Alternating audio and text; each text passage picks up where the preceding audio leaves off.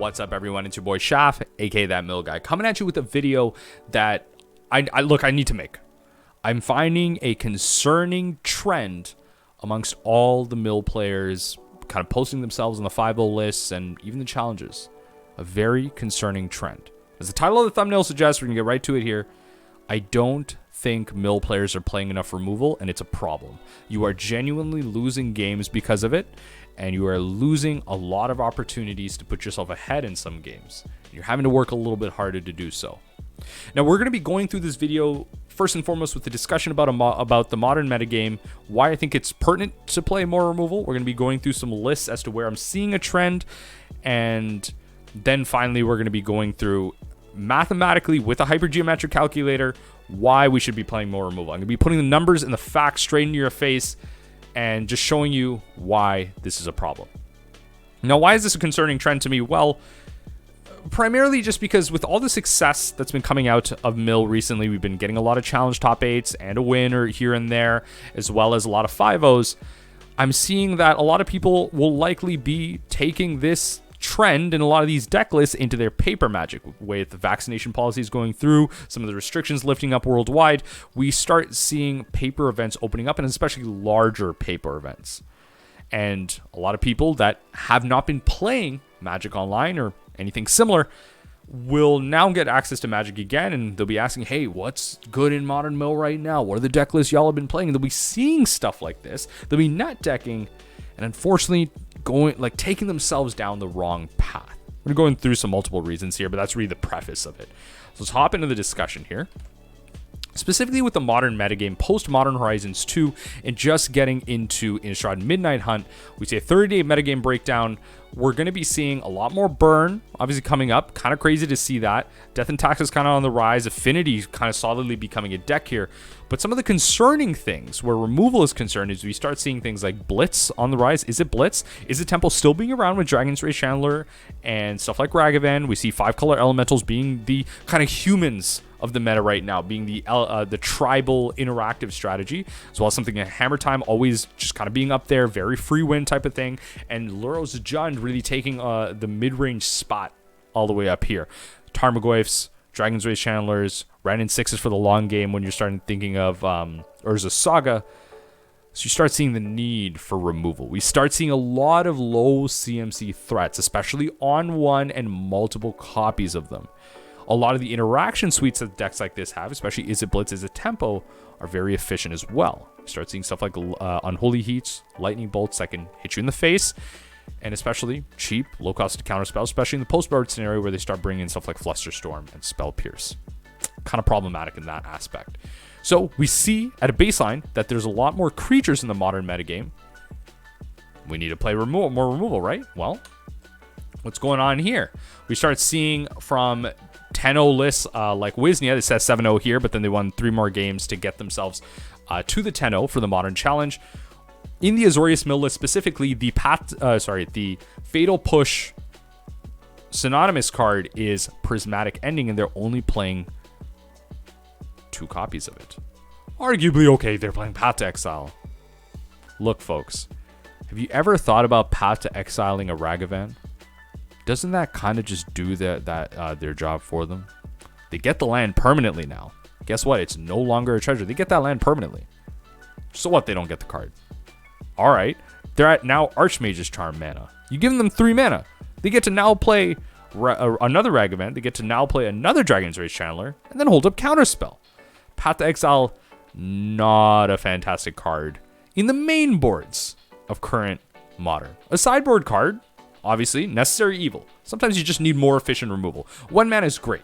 And you're really saving Path to Exile for something like Murktide Regent or something like Omnath in the Elementals matchup. But you need Prismatic Ending. You need the 1-drop removal to be there for you. Okay?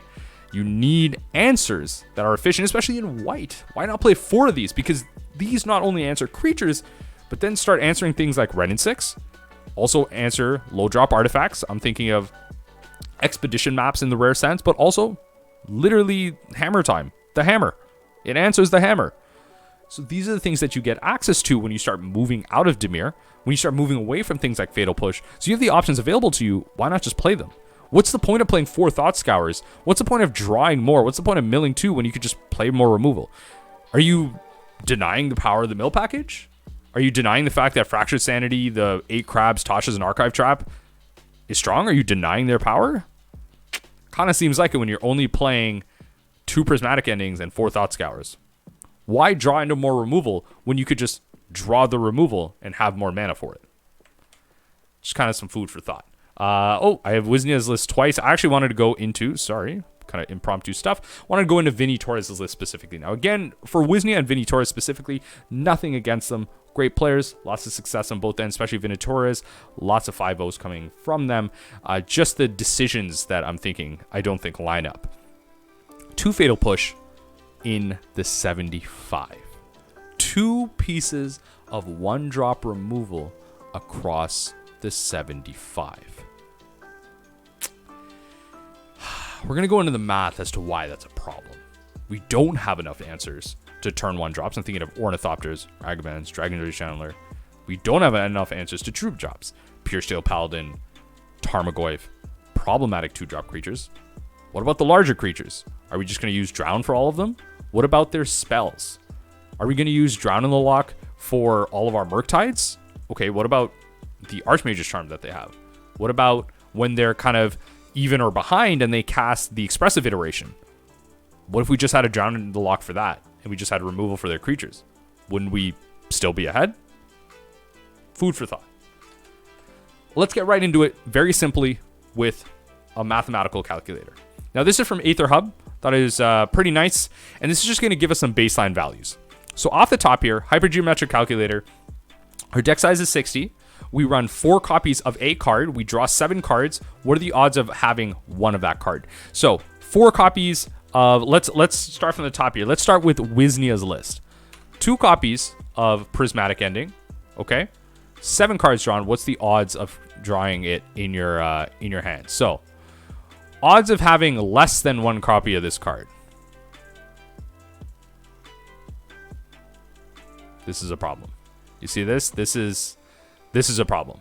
Odds of having about 1 of this card. 1 or less of this card. Pretty damn high. Odds of having about 1 of this card. 20%. You see where this is getting concerning? Now, what if we just played 3 copies of this card? Where do our odds go? Ooh. You see that? Now, you see the odds of this start shifting a little bit. Opening hand starts shifting a little bit. Now, what if we just put 4 in there? Not 45. What if we put 4 in there? Look at these numbers. Ooh, there you go. You see these odds start jumping up a lot more. We start seeing that the opportunity for us to actually have a card like this in our opening hand shoots up much more. Now with Wisnia's, shoot back to 2 Prismatic Endings. Look at the opportunity for them having just 1 copy of Prismatic to deal with that turn 1 Ragavan. Let's move into the multivariate version of this. So multiple cards. This is specifically going to help us with the Path versus Prismatic Ending. So let's say 2 copies of Prismatic, 2 copies of Path to Exile. The opportunity of drawing both copies of A and B are just 4%. Now that's 2 removal spells. Those are their 2 turn 1 removal spells. There's only a 4% chance of you drawing both of them. That is it. The Wisnia's list doesn't have any more piece of removal in the main board.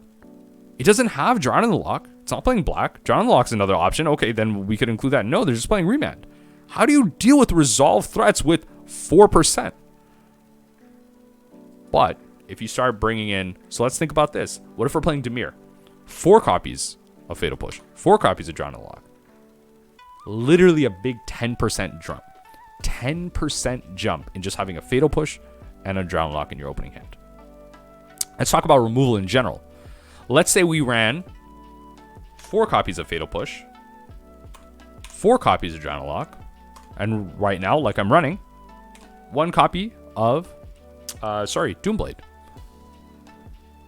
Look at that percentage right here. Look at the percentage of you likely having not only just 1,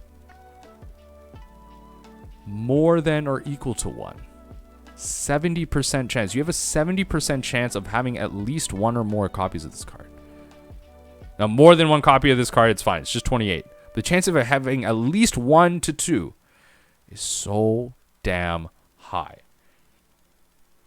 This is the math that I want to talk about. It's just very simple, very in your face. Take something like this and start thinking about the percentages.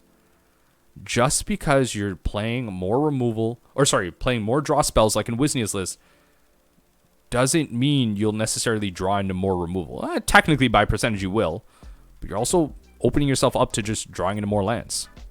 You're also opening yourself up into drawing just more mill spells, which is fine, but what happens if you just want to play a removal spell to deal with the threats on board? Why play more draw spells when you could just play the removal spell? And this is my ultimate criticism of the Azorius list that won the Modern Challenge. I would have a very hard time thinking that it could do that again with the current list. Now, that may be a very controversial thought. That might be thought of as mean, but I'm just being honest. With the amount of creatures and the amount of threats that require answers, you're not going to get there with Turbo Mill. You're just not. Remember that ultimately, the game of Magic, Modern right now specifically, is designed to take your life total from 20 to 0. Mill is designed to take the mill life total from 60 to 0. More specifically, 53 or 54 if you're counting for a keep of 7 or a mulligan of 6. So the game's not designed in your favor. Hedron Crab deals 3 damage.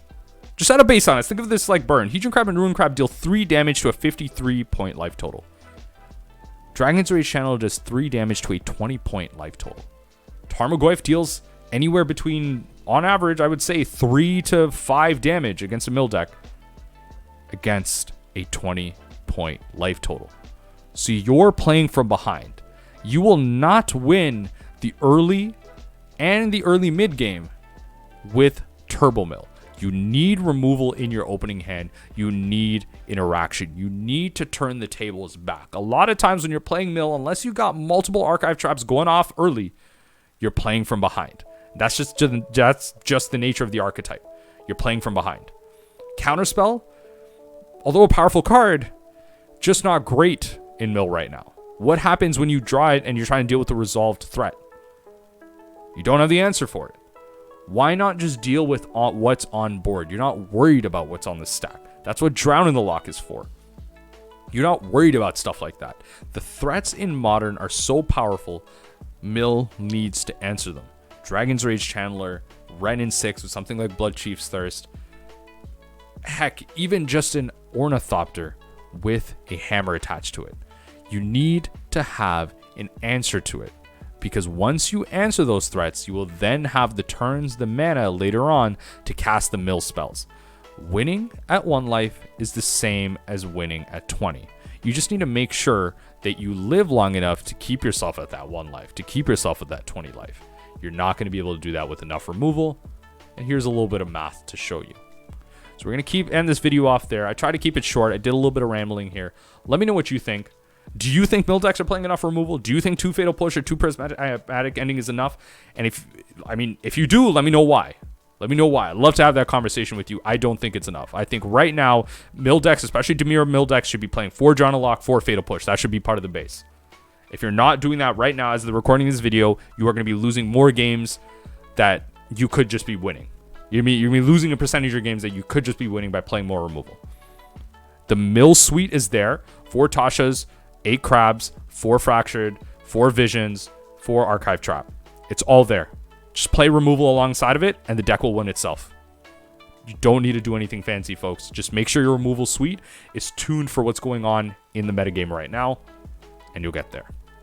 Now remember that even the impossible is possible, and as we ponder that thought, I hope you'll join me next time as we take a glimpse into the unthinkable.